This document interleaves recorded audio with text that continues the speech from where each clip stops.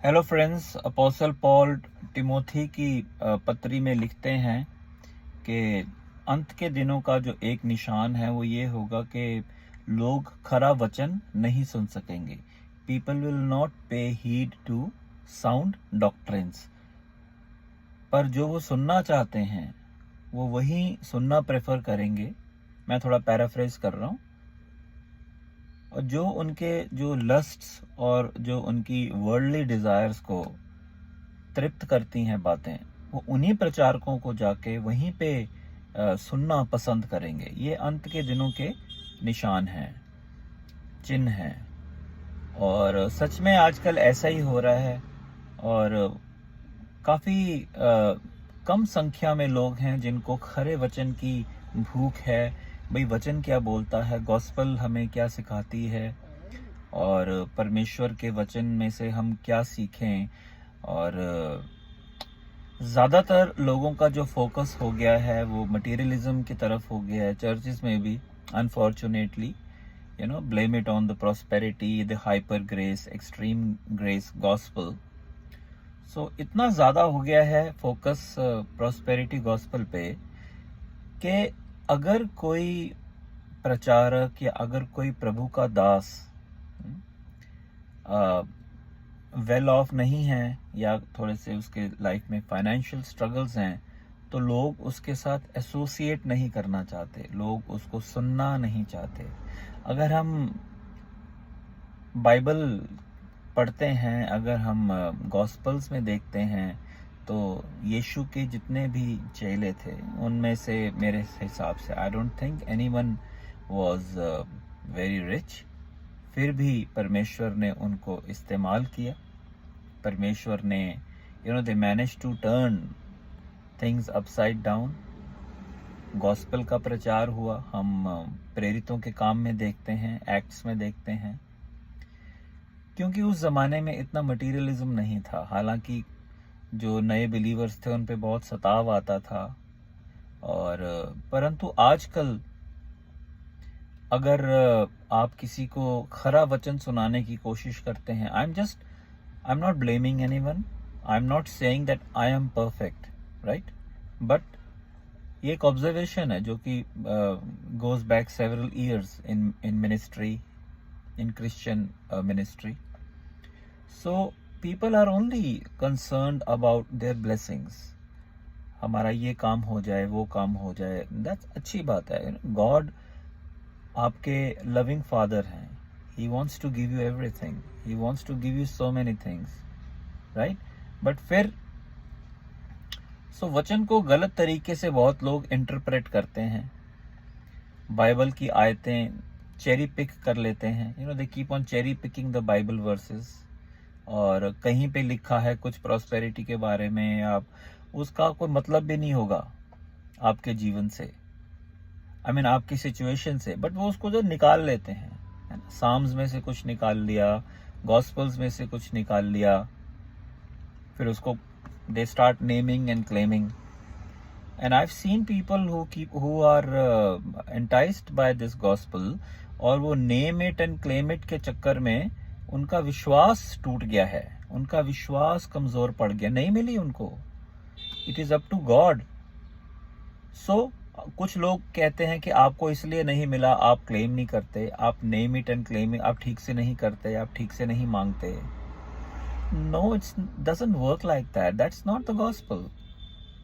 Galatians में apostle Paul I think first chapter में ही बोलते हैं ना, इफ वी प्रीच और even if an angel preaches another gospel, he is cursed, एक्कर्स्ड।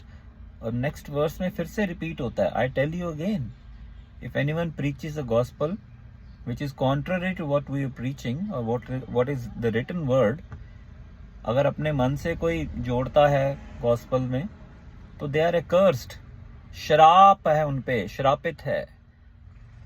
ऐसे लोग श्रापित हैं। This is apostle Paul. So we need to pay heed to these warnings. और ठीक है, वो परमेश्वर के हाथ में है आपकी breakthroughs. I am also waiting certain breakthrough since many years. Shadrach, Meshach और अबेदनगो को डैनियल में हम पढ़ते हैं जब उनको आग की भट्टी में डाला जा रहा था तो राजा ने कहा था ना कि अभी भी, नबूकदनेस्सर राजा ने, कि अभी भी आप मेरी इस मूर्ति के आगे दंडवत कर दो तो मैं, I will spare you this punishment. उन्होंने क्या बोला था? उन्होंने कहा था, हे राजा, हमारा परमेश्वर हमको बचाने की सामर्थ्य रखता है, परंतु अगर वो नहीं भी हमको बचाता, that was okay with them. उन्होंने राजा की बात मान के और सर्कमस्टेंसेस के आगे नहीं झुके। उन्होंने डर को अपने अंदर से निकाला हुआ था। उन्होंने, ऐसा उनका फेथ था, ऐसा उनका विश्वास था। They worship the God of Israel, the God of Abraham, the God of Isaac, the God of Jacob, the great I am, the great YHWH। They worship that God. आज कितने लोग ये कह सकते हैं कि हमारा परमेश्वर पे विश्वास इतना है कि अगर वो हमको इस ट्रायल में से नहीं निकाले तो भी we will keep on glorifying God. आप में से बहुत से ऐसे हैं, मैं सबको जज नहीं कर रहा, I am just talking from a journal view point, कि जो आजकल हम देख रहे हैं चर्चिज में आजकल जैसा हो रहा है, बस केवल blessings blessings blessings, that's all, period. जिंदगी में आपकी ट्रांसफॉर्मेशन कहाँ है वो किसी को कोई चिंता नहीं है। आपके हृदय में ट्रांसफॉर्मेशन आई है कि नहीं आई है उसकी किसी को परवाह नहीं है। मुंह से गाली गलौच निकलना बंद हुआ है, वो भी किसी को इतनी टेंशन नहीं है। बस ब्लेसिंग्स मिलती रहें, blessings. And friends, just because परमेश्वर आपको फाइनेंशियली ब्लेस कर देता है, that is not a sign, that is not a stamp on your spirituality कि आप जो भी कर रहे हो आप ठीक कर रहे हो। So do not judge your spirituality, or do not, let it not be a standard of your holiness. Your prosperity is not a standard for your holiness. पैसा तो शैतान भी दे देता है, ठीक है। परमेश्वर हमको अच्छी वस्तुएं देना चाहता है। God is a loving heavenly father, आप उससे मांगिए, कोई इसमें मनाही नहीं है। बट बहुत से बार देखा गया है कि लोग जब प्रॉस्पर हो जाते हैं, लोग बहुत अच्छा कमाना शुरू कर देते हैं, तो धीरे धीरे उनकी जिंदगी से वो जो सैंक्टिफिकेशन है, वो जो होलीनेस है, वो धीरे धीरे कम हो जाती है। कईयों की तो फेड ही हो जाती है, खत्म ही हो जाती है। ऊपर से यीशु यीशु करते हैं, प्रचार भी करते हैं, सब कुछ करते हैं, बट अंदर से they are going back to their former self. Why? Because pride अंदर आ जाता है, घमंड अंदर आ जाता है। और परमेश्वर का वचन कहता है, नीति वचन आई थिंक 6 या 6 में आई थिंक है ना, परमेश्वर को घमंड से चढ़ी हुई आंखों से भी नफरत है। The 7 things that God hates. Pride of eyes. अब लोगों में घमंड आ जाता है कि भाई हम तो कुछ भी गलत नहीं कर रहे, देखो हम पैसा कमा रहे हैं, परमेश्वर ने हमको ब्लेस किया है। एंड धीरे धीरे they just start compromising with the world.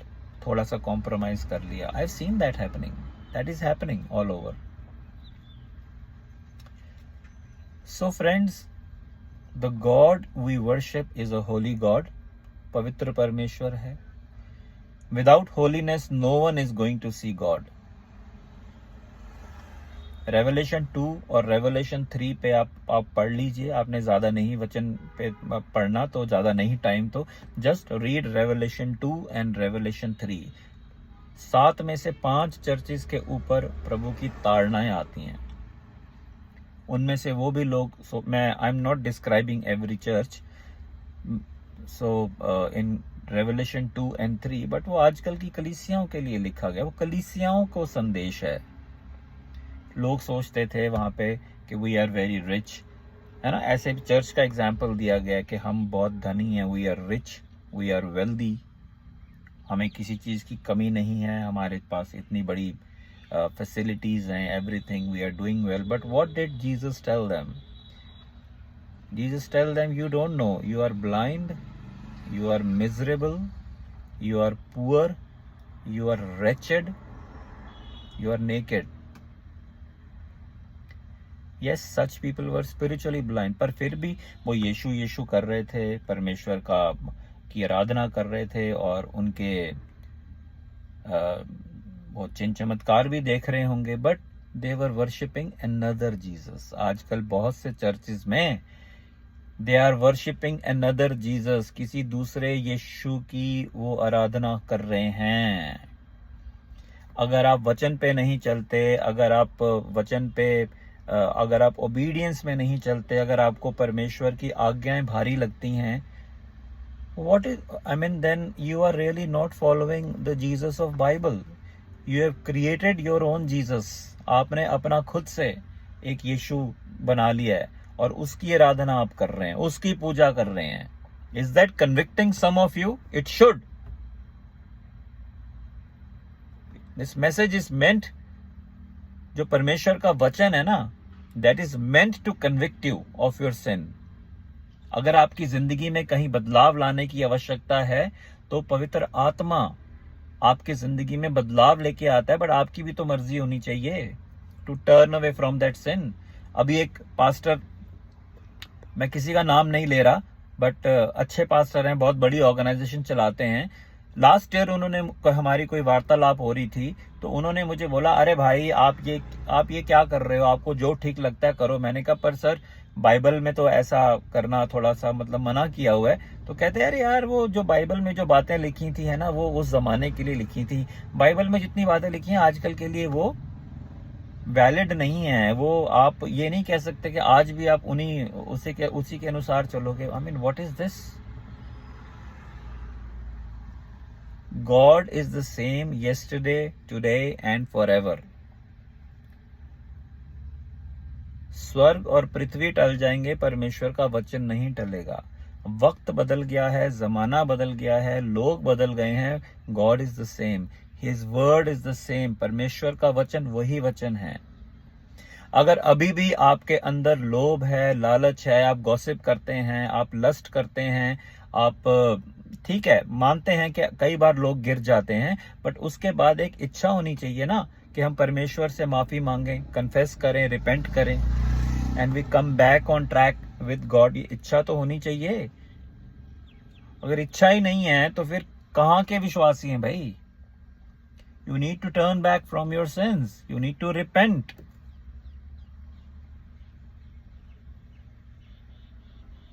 Without holiness, no one is going to see God. That's it. I don't want this video to go too long. But हम सबको, including myself, हम सबको आज जिस times में हम रह रहे हैं, हमको अपने आप को जांचने की जरूरत है कि क्या हम केवल हे प्रभु करने वाले विश्वासी हैं या हम उसकी आज्ञाओं पे भी चलते हैं। क्या वाकई हम अपने पड़ोसी से प्रेम करते हैं? क्या वाकई हम अपने दुश्मनों को माफ करते हैं?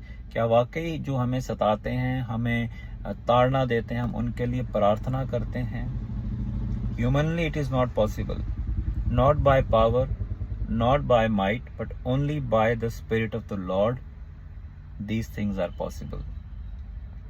और एक और आयत जो बहुत मिसयूज की जाती है, काफी टाइम से हो रहा है, all things are possible. No, it was I can do all things through Christ who strengthens me.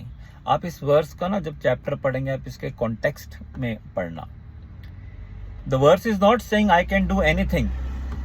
I can do anything in Christ who strengthens me. बहुत से लोग फिर नेम करते हैं, क्लेम करते हैं, फिर होता नहीं है, फिर परेशान दुखी होते हैं कि वचन में तो ऐसे लिखा है। और वचन में लिखा है, आप उसको ठीक से एक्सपाउंड तो कीजिए, आप पढ़िए उसको। आपको नहीं समझ आता अपने पासवानों से पूछिए। आप there are so many Bible teachers, you go to online resources. The verse says I can do all things through Christ who strengthens me. I'm not going to, preach on this verse now, but the verse doesn't say I can do anything in Christ. Yeah, God in Christ, with His grace, with His power, with His strength, with His mercy, when it comes upon us, we can do a lot of things which are not possible in our own strength, but it has to be in God's will. परमेश्वर आपकी trials में, आपकी tribulations में, आपकी sufferings में आपको strengthen करते हैं। That is the power of God, that is the power of Holi spirit. But अगर आप बोलिए कि मैं कुछ भी कर सकता हूँ यीशु मसीह के नाम में, then that is taking this verse out of context. तो बहुत सी ऐसी वर्सेस आउट ऑफ कॉन्टेक्स्ट लोग ले जाते हैं, फिर नेम करते हैं, फिर उसको name it and claim it, वो दैट प्रॉस्पेरिटी गॉस्पेल वो स्टार्ट हो जाता है। ठीक है, you are what you speak. ठीक है, हमें जो हम अपनी टंग से बोलते हैं, कन्फेस करते हैं, we are that, and we don't need to confess negatively, we need to make positive confessions all the time. अगर नेगेटिव हम कई बार बोल देते हैं तो टाइम उसको कैंसिल कीजिए, उसको कन्फेस कीजिए, रिपेंट कीजिए, cancel those negative confessions. But you can't just speak out and create everything that you want in existence. That is again you are going towards new age. It might happen, it might not happen. It is according to God's will. New age doctrines church में आ गई हैं, उनका भी बहुत ध्यान रखने की जरूरत है ना। The church has compromised, ecumenism इतना आ गया है। वैसे ही we are going towards one world religion, है ना। यूएई में उसके हेडक्वार्टर्स बन गए हैं, and pope is already organising meetings with the world leaders, so they are moving towards one world religion and with an intention to have more control on people, लोगों को और कंट्रोल कर सकें। एंड ऑल आर वन के चक्कर में जो gospel का जो मैसेज है उसको थोड़ा साइड लाइन कर रहे हैं।